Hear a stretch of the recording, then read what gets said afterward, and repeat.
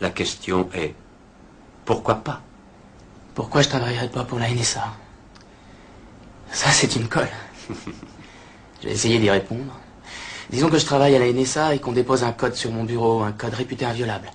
Mettons que je tente ma chance et mettons que je le déchiffre. Là, je suis très content de moi parce que j'ai bien fait mon boulot. Mais c'était peut-être le code de l'emplacement d'une armée rebelle au Moyen-Orient ou en Afrique du Nord. Et une fois qu'on a repéré le lieu, on bombarde le village où les rebelles se cachent. Et 1500 personnes que j'ai jamais vues, qui ne m'ont jamais rien fait, sont tuées.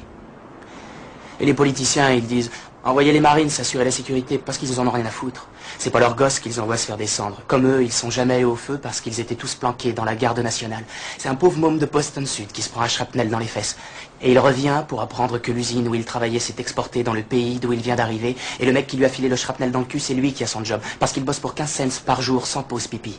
Maintenant, il comprend que la seule raison qu'il y avait de l'envoyer là-bas, c'était de mettre en place un gouvernement qui nous vendrait le pétrole pour pas cher.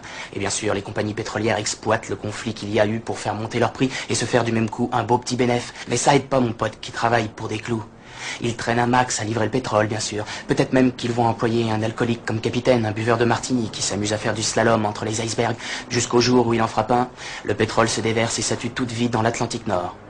Alors là, mon pote est chômeur, il peut pas se payer de voiture et c'est à pied qu'il se cherche des jobs. Ce qui est pas marrant parce que le shrapnel qu'il a eu dans le cul lui a filé des hémorroïdes. Et puis en plus, il crève de faim parce qu'à la soupe populaire, on lui propose comme plat du jour de la morue de l'Atlantique Nord avec de l'huile de moteur. Alors qu'est-ce que j'en pense?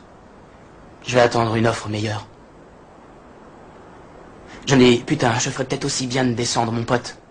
Prendre son job, le filer à son pire ennemi, faire monter les prix, bombarder, tuer des bébés phoques, fumer de l'herbe, m'engager dans la garde nationale. Et puis je serais peut-être élu président.